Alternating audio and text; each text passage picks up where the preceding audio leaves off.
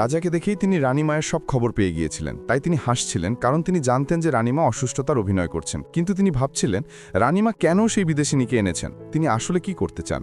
এরপর তিনি রানীমাকে দেখেন, যিনি তখনও অভিনয় করে চলেছেন। তিনি ভাবছিলেন যে যুবরাজ কিভাবে সত্যটা জানতে পারলেন।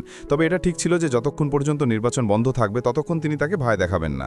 এরপর সেই দৃশ্যটি দেখানো হয় যখন সায়নকে বাঁচানোর আগে রাজা যুবরাজকে নিজের কাছে ডেকেছিলেন। রাজা তাকে জিজ্ঞাসা করেন, তুমি রানীমায়ের প্রাসাদে সেই বিদেশিনীকে কেন নিয়ে গেলে, তার সঙ্গে তোমার কি সম্পর্ক, যদি থাকে তবে তুমি আমাকে জানাতে পারো। তখন যুবরাজ বলেন, আপনার চিন্তার কোনো প্রয়োজন নেই, আমি সব সামলে নেব। এতে রাজা রেগে যান এবং তাকে বিয়ে পিছিয়ে দিতে বলেন। হয়তো তুমি এখনো বিয়ের জন্য প্রস্তুত নাও, কিন্তু যুবরাজ এতে রাজি হন না। তিনি বলেন, আমি এমন কিছু পরব না, আমার বিয়ে আমি নিজেই সামলে নেব। এটা শুনে রাজা হাসতে শুরু করেন, তাহলে নিশ্চয়ই কোনো ব্যাপার আছে। সেই সময় বাইরে কেউ সায়নকে ধাক্কা দিয়ে ফেলে দেয়। পড়ে যাওয়ার সময় তার হাতে সায়নের নখের আঁচড় লেগেছিল। এরপর যখন যুবরাজ সেখানে আসেন তখন শব্দ শুনে তিনি পুকুরের কাছে যান। সেখানে তিনি সায়নের জুতো দেখতে পান, আর তখনই তিনি সব বুঝতে পারেন এবং তাকে বাঁচিয়ে নেন। এরপর তিনি তাকে নিজের বাড়িতে নিয়ে আসেন। জিজ্ঞাসা করেন, তুমি ঠিক তো আছো? আমার তো মনে হয়েছিল যে আমি তোমাকে হারিয়ে ফেলবো, এখন থেকে আমি তোমাকে আর কখনো একা ছাড়বো না। তখন সে বলতে থাকে, আমি যখন পানির নিচে ছিলাম তখন ভাবছিলাম যে আমি মরে যাব, এবং তোমার কথাই ভাবছিলাম যে তোমাকে আর কখনো দেখতে পাবো না। এরপর সে তাকে আই লাভ ইউ বলে। তখন যুবরাজ তাকে জড়িয়ে ধরেন। এরপর তারা একসঙ্গে রাত কাটায়। বাইরে তখন উলি সায়নের জন্য অপেক্ষা করছিল। সে ভাবছিল, এই আশিকেরা কি এখানেই থেকে যাবে? এমন না হয় যে তারা তাদের বিয়েতে বাচ্চা নিয়ে উপস্থিত হয়। আর ওদিকে দোহার আগে পাগল হয়ে ভাঙচুর করছিল। ভাঙচুর করতে গিয়ে সে নিজেই আঘাত পায়। তার পরিচারিকা তাকে শান্ত করতে গেলে দোহা তাকেই মারতে থাকে। আমাকে শান্ত করাবে, এই ভেবে সে ভয় পাচ্ছিল যে যুবরাজ কি সত্যিটা জেনে গেছে। এদিকে ইউনার বাবাও নির্বাচন বাতিল হওয়ার খবর জানতে পেরেছিলেন, তাই তিনি চিন্তিত ও অসন্তুষ্ট ছিলেন যে তিনি তার মেয়ের ভাগ্য পরিবর্তন করতে পারবেন না। এরপর যখন তিনি ভেতরে যান তখন তার পরিচারক বলতে থাকে যে বাচ্চাদের জন্য আপনি যে আনতে বলেছিলেন আনতে এনেছি। তখন তিনি বলেন, আমি কিছু সময় পর তাদের সঙ্গে দেখা করতে যাব, তাই জিনিসপত্র প্যাক করে রাখিস। এরপর পরের দিন সকালে যুবরাজ এবং সায়নকে দেখা যায়, তার মানে সায়ন রাতে বাড়ি ফেরেনি। এরপর যখন সে উঠে চলে যেতে চায় তখন যুবরাজ তাকে যেতে দেন না এবং নিজের কাছে টেনে নেন। তারা যখন এই কথাগুলো বলছিল তখন বাইরে সবাই তাদের কথা শুনে খুশি হচ্ছিল। এরপর সায়ন যুবরাজের জন্য খাবার তৈরি করতে শুরু করে। দেখে মনে হচ্ছিল যেন কত দুর্দান্ত খাবার তৈরি করবে, কিন্তু যখন যুবরাজ সেই খাবার খান তখন তার মুখের ভাব দেখেই বোঝা যাচ্ছিল যে খাবারটা কতটা জঘন্য হয়েছে। কিন্তু তবুও তিনি পুরোটা খেয়ে ফেলেন, কারণ সায়ন তার সামনে বসেছিল এবং বলছিল, আমি সবসময় তোমার জন্য এইভাবেই সকালের নাস্তা বানাবো। এটা শুনে তিনি কল্পনার জগতে চলে যান। আর বাইরে যখন বাকি লোকেরা সেই খাবার চেখে দেখে তখন যেন তাদের আত্মা শরীর থেকে আলাদা হয়ে যায়। খাবারটা এতটাই খারাপ ছিল। তখন বুল তাদের দেখে ফেলে। এরপর সে ভেতরে গিয়ে সায়নকে ডাকে, কারণ তার বাবা তাকে ডেকেছিলেন। এর অর্থ হলো সায়নের কপালে দুঃখ ছিল, কারণ সে সারা রাত বাইরে ফেরেনি। বাড়ি গিয়েই সবার আগে সে তার বাবার কাছে ক্ষমা চাইতে থাকে, কিন্তু তার বাবা খুব রেগেছিলেন। একটা মেয়ে কিভাবে সারা রাত বাইরে কাটাতে পারে? তখন সায়ন বলে যে আমি বিয়ে করতে চাই, তাই আপনি আমার বিয়ের ব্যবস্থা করে দিন। এটা শুনে তিনি আরও বেশি রেগে যান। পরে যুবরাজও বিয়ের প্রস্তাব নিয়ে সেখানে পৌঁছে যান, কিন্তু সায়নের বাবা এতে রাজি হন না। তিনি বলেন, আমি এই বিয়ের জন্য আগেই মানা করে দিয়েছিলাম। তাই তিনি যুবরাজকে চলে যেতে বলেন, কিন্তু যুবরাজ বলতে শুরু করেন, আমি আপনার ঘর জামাই হয়ে আপনার সঙ্গেই থাকবো। সায়নের ভাইরা ভাবতে থাকে, যদি সে আমাদের সঙ্গে থাকে তাহলে আমাদের উপর তার কর্তৃত্ব চালাবে। তাই তারা তাকে এখানে থাকতে দিতে একেবারেই রাজি ছিল না। তারা সায়নের বিয়ে দেওয়ার জন্য বলতে থাকে। তখন সায়নের বাবা অসুস্থতার ভান করে সবাইকে সেখান থেকে তাড়িয়ে দেন, কিন্তু তার মা বুঝতে পারেন যে তিনি অভিনয় করছেন। তাই তিনি তাকে বোঝাতে শুরু করেন, কারণ তাদের সময়ও তার পরিবার রাজি হচ্ছিল না, কিন্তু তিনি তাদের রাজি করেছিলেন। তাই এখন সায়নের ব্যাপারেও তাদের মেনে নেওয়া উচিত। যুবরাজ সায়নের জন্য খুব ভালো ছেলে, আর সায়ন তখন ভাবছিল যে তাকে পানিতে কে ধাক্কা দিয়েছিল। তার মনে হয় যে এটা নিশ্চয়ই দোহা ছিল। তাই সে তার বাড়ি পৌঁছে যায়। তাকে বলে যে ওসব তুমি করেছো তো নাকি, কিন্তু দোহার মনে হয় যে সে বিদেশিনী সম্পর্কে কথা বলছে। সে বলে যে আমি এই ব্যাপারে কিছু জানি না, তুমিই তো তার সঙ্গে দেখা করেছিলে। এরপর সে এটাও বলে যে আচ্ছা আমি তোমাকে ক্ষতিপূরণ দেব। তখন সায়ন তার কাছে ক্ষমা চাইতে বলে, আমার কাছে ক্ষমা চাও, আমি কাউকে এমনকি যুবরাজকেও বলিনি যে তুমি আমাকে পানিতে ধাক্কা দিয়েছিলে। এটা শুনে দোহা বলতে থাকে, তুমি কিসব বাজে কথা বলছো। সে তার হাত তুলতে যায়, কিন্তু সায়ন তার হাত ধরে ফেলে এবং তার হাতে সেই আঁচড় দেখতে পায়। তার মানে ধাক্কা দেওয়া ব্যক্তিটা দোহাই ছিল। তবে এমনও হতে পারে যে এই আঁচড়টা তার ভাঙচুরের সময় লেগেছিল। এর মানে সায়নের অন্য কোনো শত্রুও থাকতে পারে। তখন সায়ন তাকে এই ব্যাপারে সতর্ক করে চলে আসে।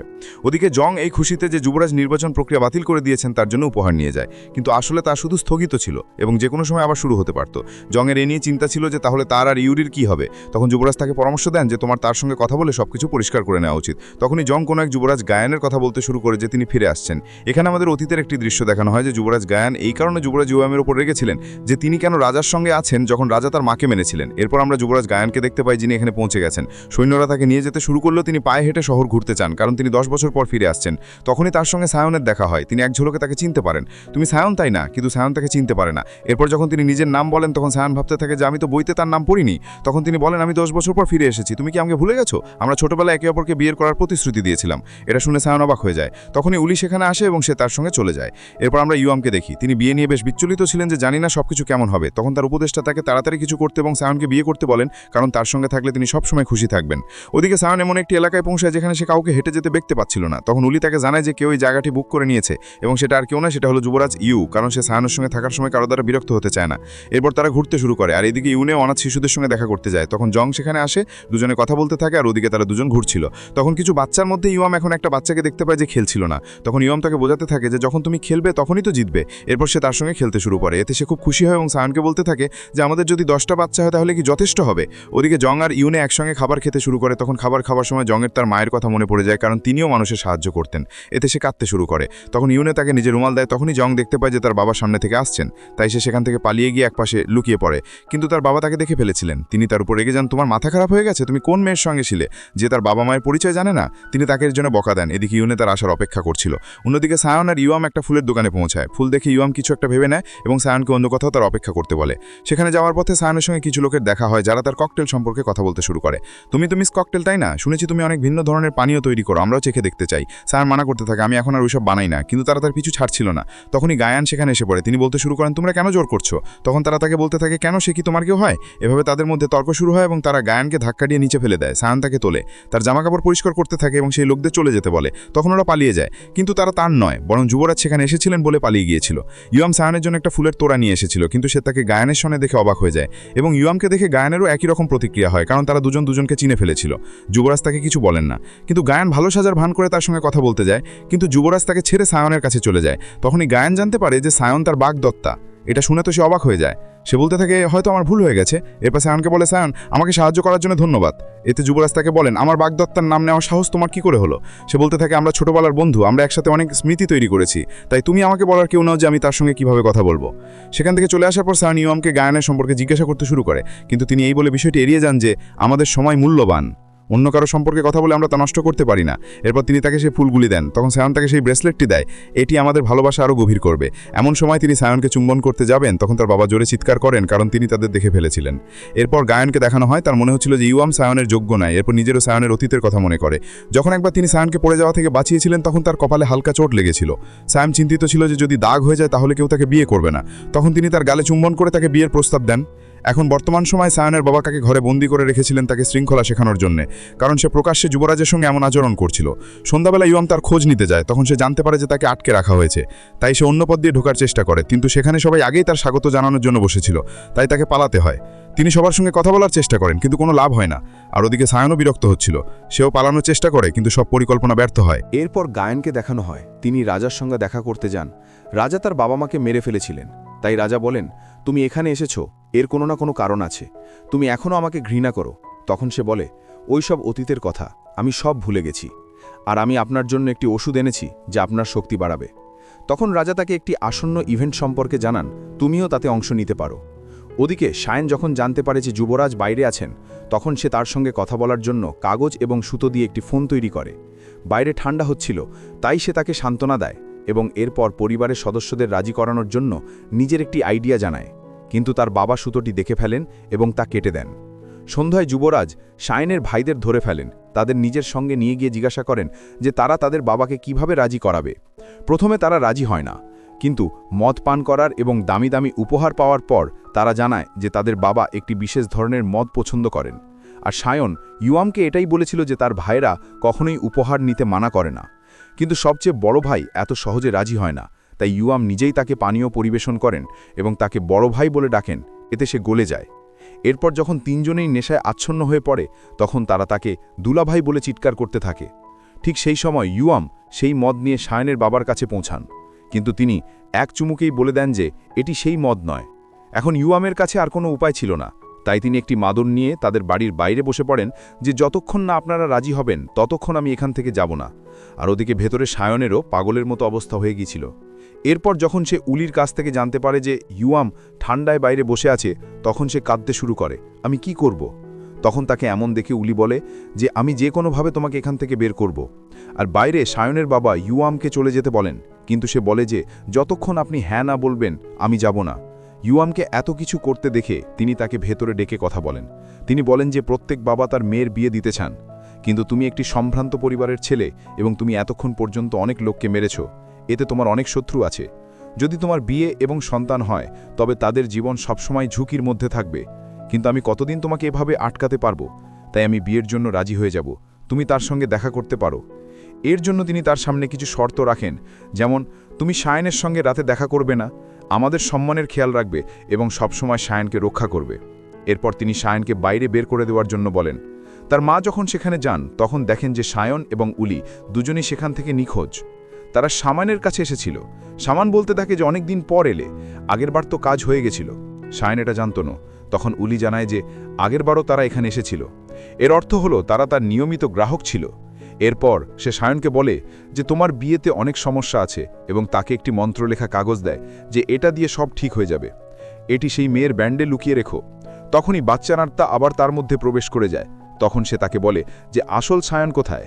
তোমাকে দেখে মনে হচ্ছে তুমি একটি দোঁয়াশায় দাঁড়িয়ে আছো, তাই তোমার পথ ভালোভাবে ভেবেচিন্তে বেছে নেওয়া উচিত।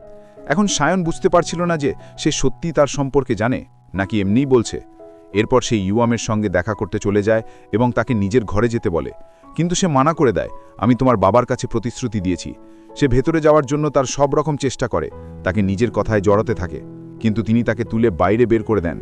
এরপর যখন তিনি ভেতরে আসেন তখন কেউ তাকে একটি হুমকি ভরা চিঠি পাঠায় যে না সে খুশি থাকতে পারবে আর না তার সঙ্গে থাকা লোকেরা খুশি থাকতে পারবে।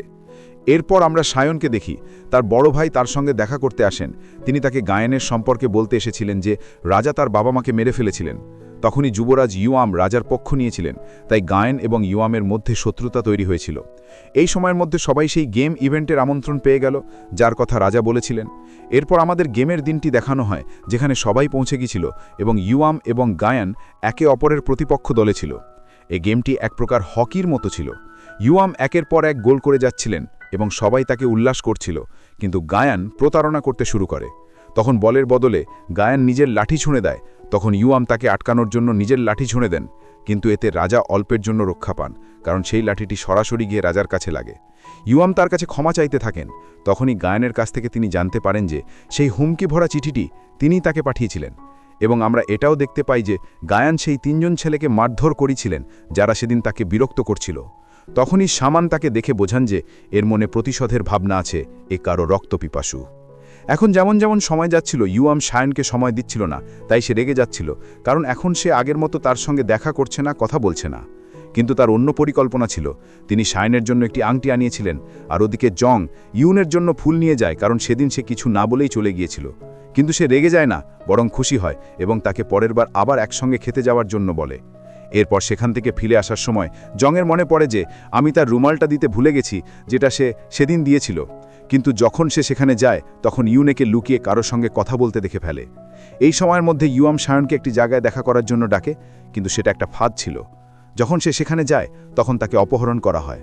তখন তার সেই ব্রেসলেটটি সেখানেই পড়ে থাকে এবং সেই গুন্ডারা সায়নকে ইউয়ামের পাশ দিয়ে নিয়ে যায়, কিন্তু সে তো জানতে পারে না।